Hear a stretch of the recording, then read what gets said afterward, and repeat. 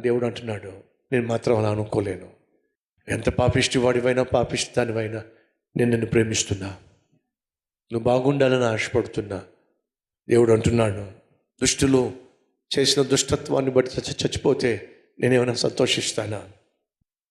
తమ ప్రవర్తన దిద్దుకొని బ్రతుకుటయే నాకు సంతోషం. సహోదరి సహోదరులు, దేవుడు అంటున్నాడు, అయ్యా నువ్వు చేస్తున్న తప్పును బట్టి, అమ్మ నువ్వు చేస్తున్న తప్పును బట్టి చేతులారా నష్టాన్ని కష్టాన్ని కొని తెచ్చుకుంటున్నావు, ఆర్థిక సమస్యలు కొని తెచ్చుకుంటున్నావు, అనారోగ్యాన్ని కొని తెచ్చుకుంటున్నావు, ఇంట్లో మనశ్శాంతి లేకుండా చేసేసుకుంటున్నావు, మనుషులతో ఉన్న సత్సంబంధాన్ని పోగొట్టుకుంటున్నావు.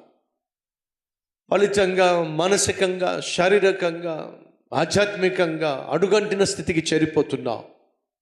అశాంతిని, అసమాధానాన్ని చేతులారా కొని తెచ్చుకొని ఏదో ఒక రోజు నువ్వు గుట్టుక్కుమంటావు. అలా చచ్చిపోతే నాకేం సంతోషం? నువ్వు చేస్తున్న తప్పులు ఏమిటో నీకు చెప్పాగా, నీలో ఉన్న లోపం ఏమిటో నేను చెప్పాగా, హెచ్చరిక చేశాగా. నా హెచ్చరికను నువ్వు అంగీకరించి క్షమాపణ కోరుకుంటే నువ్వు బ్రతుకుతావు. క్షమాపణ కోరుకుంటే నేను నిన్ను బ్రతకనిస్తా, మంచి బ్రతుకునిస్తా, మంచి భవిష్యత్తునిస్తా. నీ తప్పులు నువ్వు ఒప్పుకుంటావా? అది దేవుడు కోరుకుంటున్నాడు. నహూము ద్వారా దేవుడు హెచ్చరిక చేశాడు. నినివే పట్టణము వినలా. యోనాను పంపించి ఫైనల్ ఛాన్స్, చిట్ట చివరి హెచ్చరిక చేయాలి. ఎందుకు దేవుడు హెచ్చరిక చేస్తున్నాడో తెలుసా? వాళ్ళు నాశనం కావడం ఇష్టం లేదు కాబట్టి. అయ్యా అమ్మా, ఈరోజు దేవుడు ఇంత సూటిగా స్పష్టంగా గద్దిస్తూ నిన్ను హెచ్చరిక చేస్తున్న కారణం తెలుసా? నువ్వు నశించిపోవడం ఆయనకి ఇష్టం లేదు కాబట్టి. కొంచెం కఠినమైనా సరే దేవుడు సూటిగా నీతో మాట్లాడుతున్నాడు. నువ్వు చేస్తున్న ప్రతి తప్పు నేను చూస్తున్నా, శిక్షించబోతున్నా. ఆ శిక్ష నుంచి నువ్వు తప్పించుకోవాలంటే ఒకే ఒక్క మార్గం, నీ మనసు మార్చుకో, నీ హృదయాన్ని దిద్దుకో, నీ జీవితాన్ని సరిచేసుకో. అతిక్రమములు దాచిపెట్టువాడు వర్ధిల్లడో, కానీ ఒప్పుకొని విడిచిపెట్టువాడు కనికరపడతాడు. అబ్రహాం లింకన్ ఆయా సందర్భాల్లో కఠిన కారాగార శిక్ష భరిస్తున్నటువంటి దొంగల మధ్యకు వెళ్ళి వారిని పలకరించాలి, పరామర్శించాలి. ఎందుకంటే వాళ్ళ జీవితాంతం కూడా చెరసాల్లోనే మిగిలిపోతుంది కదా. వాళ్ళు చెరసాల్లో ఉన్నప్పటికీ వారికి నేనే ప్రెసిడెంట్ను కదా, నేను కాకపోతే ఎవరు ప్రేమగా మాట్లాడతారు అని చెప్పి చెరసాలలో ఉన్నటువంటి ఖైదీలను ఆయా సందర్భాల్లో ఆయన సందర్శించేవాడు. ఒకవేళ అలా సందర్శించినప్పుడు ఎవరైనా క్షమించబడ్డానికి యోగ్యులుగా తనకు అనిపిస్తే వాళ్ళని క్షమించి, ప్రెసిడెంట్ కాబట్టి క్షమించే హక్కు ఉంది, వాళ్ళని విడిచిపెట్టేవాడు.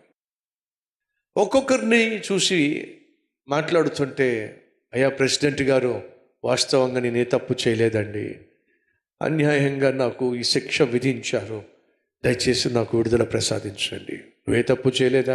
అస్సలే తప్పు చేయలేదండి. నీ సంగతి ఏమిటి?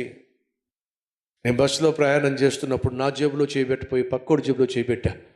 వాడు వెంటనే పట్టేసుకుని దొంగ దొంగ దొంగ దొంగని నన్ను ఇదిగో తీసుకొచ్చి ఇదిగో ఇక్కడ పెట్టాను అంటే, వాస్తవంగా నువ్వు దొంగతనం అయ్యో నా జేబులో చేయబెట్టబోయి పక్కోడి జేబులో చేయబెట్టా. అవునా?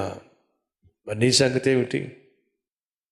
నేను కొంచెం ఎక్కువగా తాగేశానండి, ఎక్కువ తాగేసి మా ఇంట్లోకి వెళ్ళబోయి పక్కింట్లోకి వెళ్ళిపోయా, వాళ్ళ ఆయన నన్ను చితక్ కొట్టేశాడు. నువ్వు కూడా అసలు తప్ప? నేనే తప్పు చేయలేదండి. ఒక్కొక్కడు అయ్యో నేనే తప్పు చేయలే, ఏ పొరపాటు చేయలే, అన్యాయంగా నన్ను శిక్షించేశారు. మేమందరం వాస్తవంగా మంచివాళ్ళం, అన్యాయంగా శిక్ష భరిస్తున్నాం. చివరి గదికి వెళ్ళేసరికి అబ్రహాం లింకన్ తనతో మాట్లాడాలని ఆశపడితే, అబ్రహాం లింకన్ వచ్చాడని తెలిసి ఆ ఖైదీ తన ముఖాన్ని కూడా చూపించుకోవడానికి ముఖం చెల్లక 2 చేతులు దాచేసుకున్నాడండి. దాచేసుకుని అంటున్నాడు, అబ్రహాం లింకన్, అయ్యా నేను పరమ దుర్మార్గుణ్ణి, అస్సలు మంచివాడిని కాదు, ఎన్ని ఘోరాలు చేశానో, ఎన్ని నేరాలు చేశానో, ఎంతమంది జీవితాలు నాశనం చేశానో. అలాంటి దుర్మార్గుడు సొసైటీలో బ్రతకడం కంటే ఇలా చెరసాలో బ్రతికితేనే సొసైటీ బాగుంటుంది.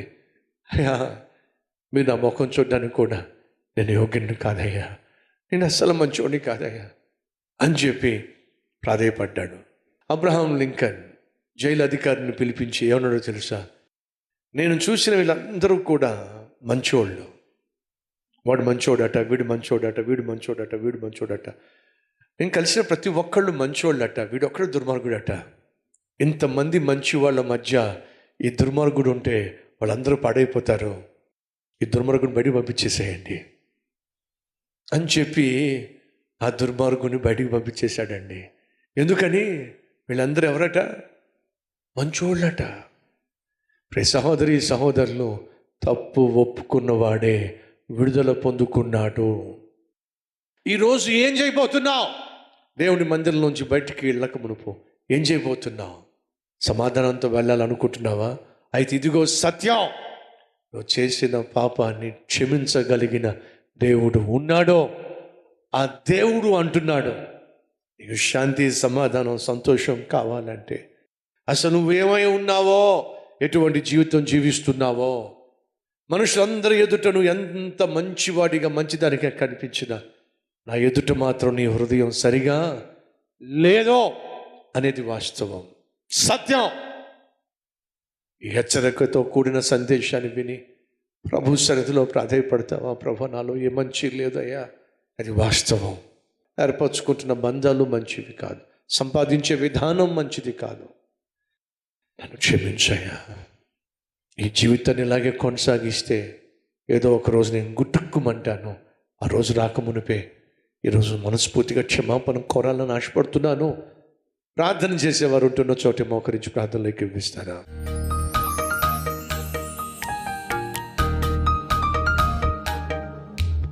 మహాపరిశుద్ధుడు అయిన ప్రేమ కలిగిన తండ్రి, సూటిగా స్పష్టంగా మాతో మాట్లాడాం. మేము బయటికి నీతిమంతులమే కానీ మంచోళ్ళమే కానీ నాయన వాస్తవంగా మాలో ఏ మంచితనము లేదయ్యా. నాయన నన్ను క్షమించయ్యా, అయ్యా మమ్మను క్షమించయ్యా. నువ్వు చూసిన ప్రతిసారి నువ్వు ఆశించిన స్థితిలో మేము జీవించలేకపోతూనే ఉన్నాం. మా మాట తీరు కావచ్చు, మా ప్రవర్తన కావచ్చు, మా పరిశుద్ధత కావచ్చు, మా పరిచర్య కావచ్చు, అయ్యా నువ్వు ఆశించిన స్థాయిలో లేదు అనేది మాత్రం వాస్తవం. నాయన అయ్యా అడుగుతున్నాను, మమ్ములను ప్రభారి కాళ్ళు మొదలుకొని నడినెత్తి వరకు నీ రక్తములో కడిగి శుద్ధీకరించుము నాయన, పవిత్రపరచుము నాయన. హిమము కంటే తెల్లగా నన్ను మమ్ములను అయ్యా పవిత్రపరచు అయ్యా. కుక్క తన వాంతికి తిరిగినట్టు మళ్ళీ మళ్ళీ పాపం జోలికి వెళ్లకుండా చేయి ప్రభువా. పాపం చేసిన ప్రతిసారి ఆత్మీయంగా మేము దిగజారిపోతున్నాం, శారీరకంగా అపవిత్రమవుతున్నాం, మానసికంగా కృంగిపోతున్నాం, మానవ విలువలు పోగొట్టుకుంటున్నాం, నీకు దూరం అయిపోతున్నాం. ఇది వాస్తవం. ఇక మీదట అలా జీవించక నువ్వు ఆశించినట్టుగా నీ చిత్త ప్రకారం నీ బిడ్డలాగా నీతిగా జీవించే భాగ్యం మా అందరికీ దయచేయమని యేసునామం పేరట వేడుకుంటున్నాం తండ్రి, ఆమెన్.